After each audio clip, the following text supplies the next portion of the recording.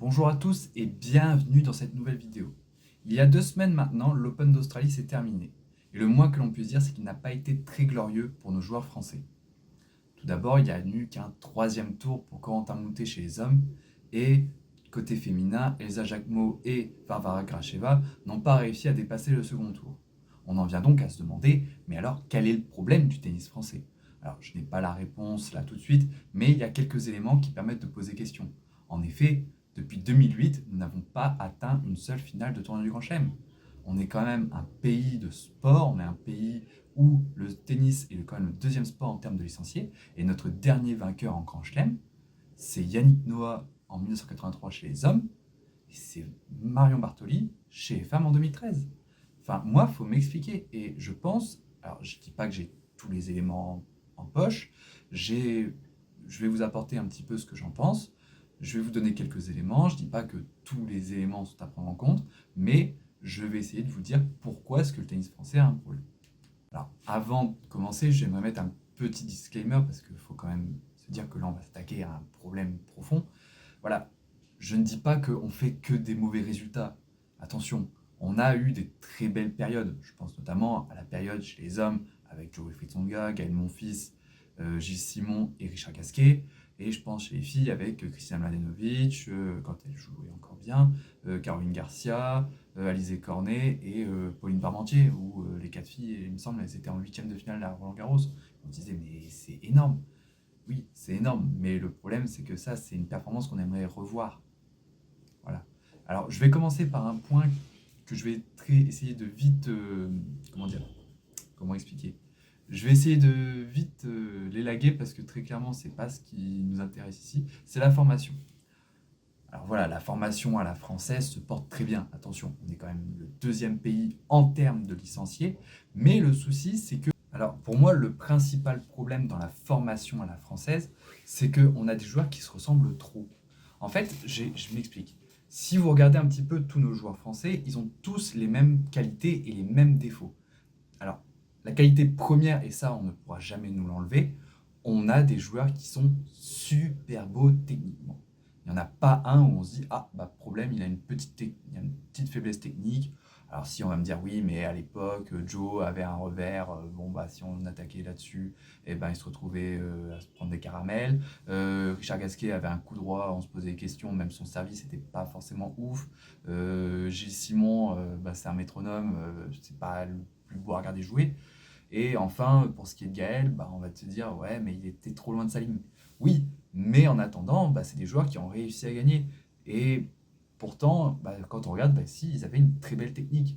Alors certes, avec les défauts qui allaient avec, mais une très belle technique quand même. Voilà. Par contre, bah, vous aviez des joueurs plus derrière où on se dit, c'est plus derrière, où on se dit, bah, en fait, au niveau de la formation, bah, tu laisses peut-être passer des joueurs. En fait, parfois dans les clubs, bah, on va plutôt saluer le gamin qui a une super technique, mais qui parfois en match peut être très friable. Et contrairement, bah, en fait, on va dire au gamin qui a une très mauvaise technique, bah, faut que tu renforces ta technique. Et après, tu vas pouvoir aller en match et peut-être même remporter des matchs. Alors que le gamin a toute la mentalité qu'il faut pour réussir et puis faire un super joueur, hein. Mais le problème, il est là, c'est que très clairement, bah, parfois, on va plus privilégier les joueurs qui ont une super technique, et à côté, bah, on va dire aux joueurs qui ont une super mentalité, bah écoute, bosse plutôt ta technique et on verra après. Après, vous avez aussi des cas concrets. Honnêtement, Dani Medvedev, le plus francophile des Russes, si vous lui dites ton coup droit c'est niet, il vous regarde, il fait bah non en fait. Et en fait, et honnêtement, il aurait été formé à la française, mais jamais il aurait cette technique de coup droit. On lui dirait non, non, ton coup droit c'est une boucle, mais ta boucle, là, la boucle que tu fais, ben, ça va pas, elle est beaucoup trop longue. C'est comme Rafael Nadal. Rafael Nadal, imaginez si Rafael Nadal avait été formé à la française, ce n'aurait jamais été le joueur que c'était. Parce que le joueur avec son coup droit à l'assaut, mais on lui aurait dit mais arrête tout de suite mon garçon, c'est pas possible, t'es pas aux zoo, t'es pas dans un cirque. Voilà, t'es joueur de tennis, ta boucle, elle doit finir derrière ton épaule. Jamais elle doit finir au-dessus de ta tête. Et c'est là le problème où parfois, peut-être qu'on passe à côté de joueurs qui pourraient nous faire gagner et on va plutôt privilégier la technique. Alors, je dis pas que c'est un problème extrême, mais pour moi, c'est un des premiers problèmes. Alors, pour moi, le deuxième problème, on va être honnête, je pense que c'est aussi les attentes du public. Comme je vous ai dit en introduction, on n'a pas gagné de Grand Chelem depuis 1983. On n'a pas, enfin, chez les hommes du moins, chez les dames, on n'a pas gagné depuis 2013. Est-ce que les attentes du public ne seraient pas un petit peu élevées? J'ai envie de vous dire oui et non. Prenons le cas de Roland Garros, parce que c'est quand même le tournoi que tout le monde connaît, et c'est là où les attentes du public français sont les plus hautes. On va être cash. Moi, j'ai le souvenir d'une conférence de presse de Caroline Garcia, où elle vous dit, par exemple, bah, j'ai pas envie d'aller jouer sur un grand court. Bah, comment tu peux dire ça, en fait? Est-ce que tu as une fébrilité mentale? Non, je ne pense pas que Caroline Garcia avait des fébrilités mentales. C'est juste que là, tu vois, elle était jeune, elle s'était dit, bah non, j'ai pas envie de jouer sur un grand court. Mais est-ce que la pression du public n'a pas aidé? Peut-être. Par contre, moi, ce que j'ai du mal à comprendre, c'est qu'aujourd'hui, vous allez sur le cours 14, bah, le cours 14, le public est proche de vous, et en plus de ça, vous allez le chercher. Est-ce que les attentes sont aussi fortes? Pourtant, moi, j'avais l'impression qu'elles étaient beaucoup plus élevées aujourd'hui qu'il y a 10 ans. Il y a 10 ans, on avait certes des grosses attentes, mais aujourd'hui, bah, il y a encore plus de grosses attentes. Cependant, ces attentes du public ont aussi un deuxième phénomène qui n'est pas forcément des plus rigolos. Avec l'apparition avec la démocratisation des réseaux sociaux et surtout les paris sportifs, aujourd'hui, les joueurs sont au contact du public. Et quand ils gagnent, bah, ils sont adulés, mais alors quand ils perdent, ah non, mais là, c'est l'horreur. Enfin, il y a des joueurs qui ont reçu des messages. Enfin, moi, j'en suis outré. Je me permettrais même pas. Enfin, moi, personnellement, si je devais envoyer un message à un joueur, ce serait plutôt pour lui dire, bah écoute, t'as super bien joué, je suis fier de toi, je suis fier de ton match. C'est pas pour lui dire, mec, tu me fais chier, tu viens de me faire perdre 3000 balles, quoi. Enfin, moi, j'en ai vu à.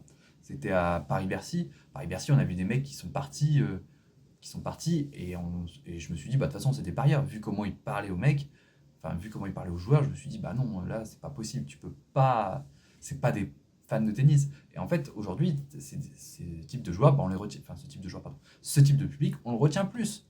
Parce que aujourd'hui, bah, c'est eux qui font la une, c'est eux qui font le buzz, parce que, c'est dans le point que je développerai après, bah, c'est eux qu'on pointe du doigt en disant, bah ça, c'est les nouveaux supporters du tennis. Et c'est très compliqué, parce qu'en fait, il y a une énorme pression, parce que ils vont encourager, mais dès lors que ça va pas aller, bah, ils vont les insulter, ou alors sinon ils vont partir du cours, puis le joueur il va pas comprendre. Enfin, le joueur il a rien fait de mal. Le joueur il est là pour essayer de gagner de l'argent et surtout prendre du plaisir dans son sport. C'est un humain avant tout en fait. Le dernier point que je souhaiterais aborder, ce sont les médias. En effet, pour moi, les médias sont à la fois le premier supporter et en même temps le premier détracteur du tennis.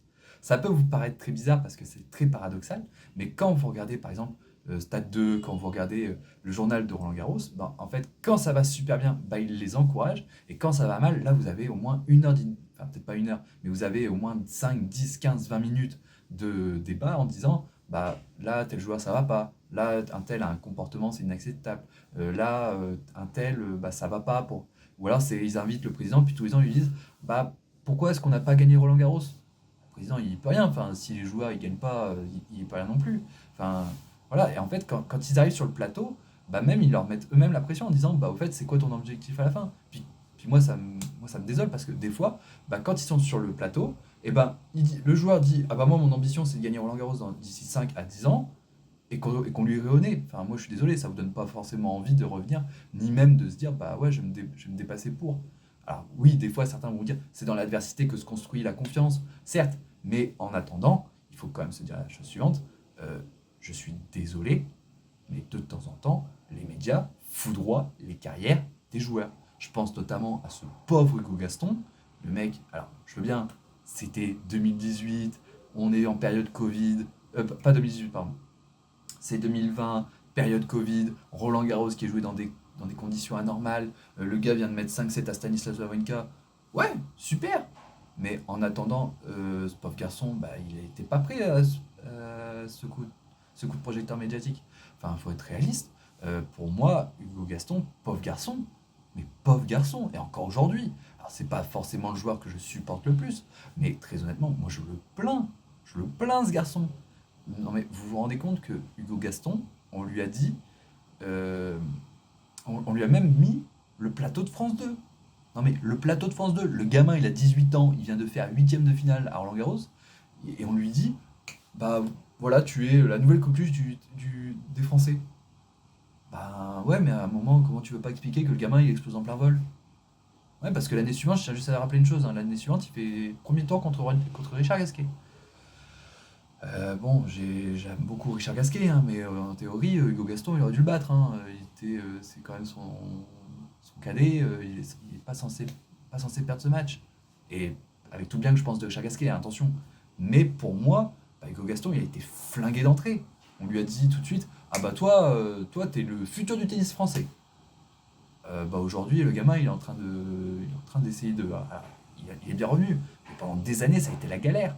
Ça a été la galère. Et j'espère vraiment, et je lance un appel, ne reproduisons pas la même chose avec Loïs Boisson. Ne reproduisons pas la même chose avec Loïs Boisson. Si on reproduit la même chose avec Loïs Boisson, mais cette pauvre gamine, elle va exploser aussi en plein vol. Alors qu'elle mérite. La gamine fait demi-finale à Roland-Garros. Mais vous vous rendez compte, ça faisait longtemps qu'on n'avait pas fait ça.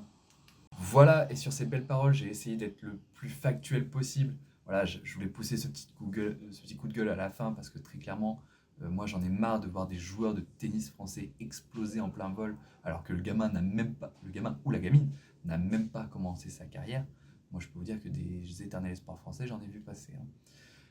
Voilà, c'est tout pour moi. J'espère que ça vous aura plu. Mettez-moi en commentaire aussi quel problème vous voudriez que j'explore un jour. Est-ce que vous voulez plus de vidéos comme ça? Est-ce que vous voulez que je revienne sur des parcours, sur des joueurs de légende? Dites-moi ce que vous en pensez. Et nous, on se retrouve pour une prochaine fois. Et je vous le dis, j'espère vraiment un jour voir de mes propres yeux un joueur français remporter un grand chelem. Peu importe lequel, je m'en fiche. Ou une joueuse française, je m'en fiche. Je veux juste au moins le voir une fois dans ma vie. Juste pour ressentir les émotions que les gens ont connues en 83, en 2013. Voilà. Je veux connaître ça aussi. Voilà, c'est tout pour moi. Salut!